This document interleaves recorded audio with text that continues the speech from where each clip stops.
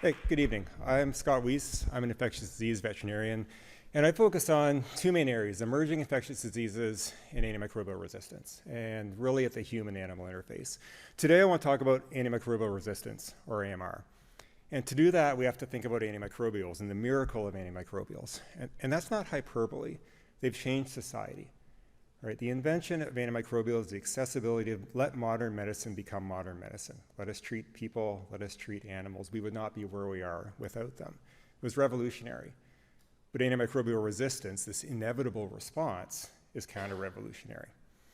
If we look globally, over 1 million people die of antimicrobial resistance every year, and that's going up. And the burden is largely in young children in developing countries. If we look at Canada, economic costs, $1.4 billion, that's billion with a B, every year, and accelerating.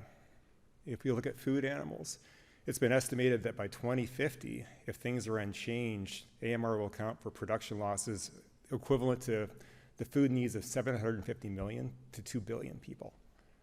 That's staggering to me, and we don't pay attention to it, right? We call it a silent pandemic because it's causing tremendous damage, but most people don't think about it. And why do we have this problem? We have this problem because we have a drug use problem. We use antimicrobials, and we have to use them sometimes, but we use too much. And we use them in situations where we have other options. And antibiotics are strange drugs. So if I'm treating an animal, or if you're taking a painkiller, right? It works or it doesn't work, and that's pretty much the end of it. If I treat an animal with an antibiotic, it works or it doesn't work, but I change that animal.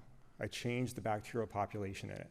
Like a little bit of selection for antibiotic resistance that might cause problems in that animal later on. Might spread to other animals in the household, on the farm, might spread to the owners, might spread to you, might spread to me as a vet. If it's a food animal, might get into the food and the water and the environment. So that single use in an animal has myriad downstream effects. And they're really, really small at the individual level. But when we do something over and over and over and over again, we go from a small effect to a big effect to a global health problem.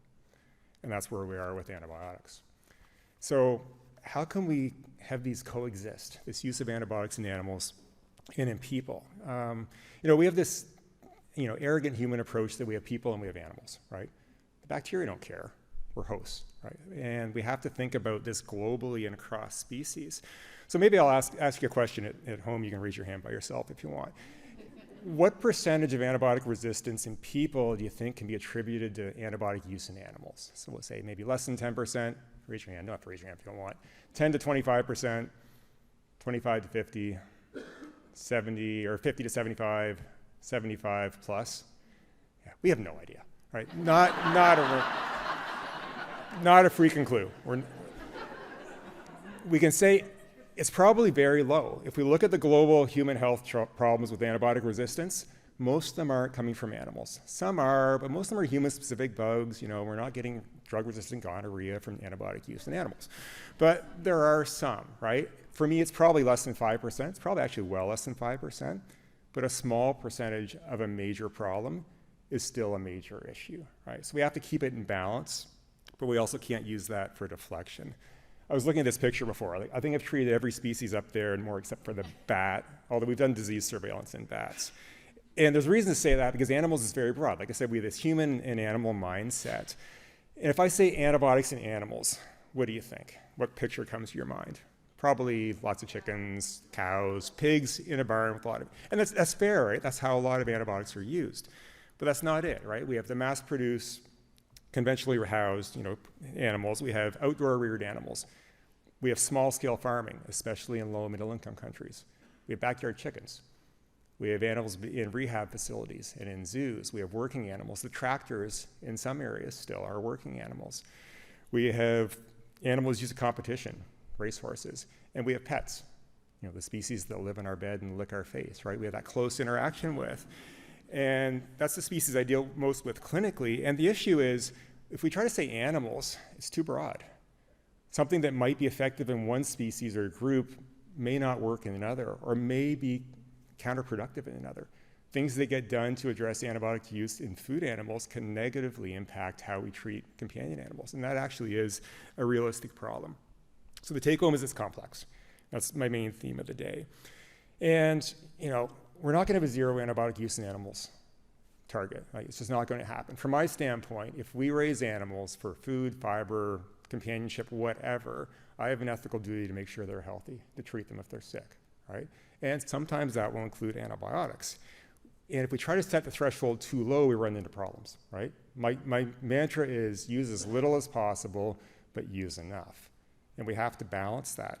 And it's tough because the target really changes all the time. But why do we use antibiotics? People are animals. We use them because of health, right? Or lack of health, or often perceived lack of health or fear of lack of health, not actually because there's an issue. So what do we need to do to improve antibiotic resistance? We need to improve health. That's people, that's animals. Improving antibiotic resistance in lower middle income countries, water, sanitation, hygiene, vaccination, food access, all of these things. Same thing in animals. Nutrition, better ventilation, better management, vaccination, access to veterinary care. Improve health so we don't need to think about antibiotics. But we also need to work on the human brain. This is the biggest barrier to antibiotic stewardship because we're fearful, we're risk averse. What the hell, let's use an antibiotic, right? I don't know what's going on. I do this because we've done it. If we stopped that, we would drop our antibiotic use massively. And then we could do other things to reduce it further. Better management, better vaccination, better husbandry. We have to accept that we're going to use antibiotics in animals from my standpoint, but we don't have to accept the status quo. You can use antibiotics as a crutch. You can raise animals and raise them poorly and throw antibiotics at them and you'll do okay, right? We can have poor ventilation, poor housing, no vaccination. We can get by with antibiotics and that's not appropriate. They shouldn't be used as a crutch. They shouldn't be used to support unsustainable practices. They should be plan B, or probably not plan B, they should be plan like M, A, B, C, down to M. Like we do all these other things, and then when we still get disease, despite doing all these other things, yeah, then we use an antibiotic because I have a disease that I have to treat, and I've done everything else. So just to wrap up, the key take home I think for this today is to think about the complexity and the nuance. We too often soundbite it. You know, we try to oversimplify the problem. There's no single solution. There's no easy solution. That's why we haven't fixed it. Recognize the nuance, recognize the complexity, embrace the issue, figure out how we improve health, human and animal. Think about using antibiotics as little as possible, using them when needed, but focus on optimizing health as that impacts welfare, antibiotic resistance, and everything else down the line.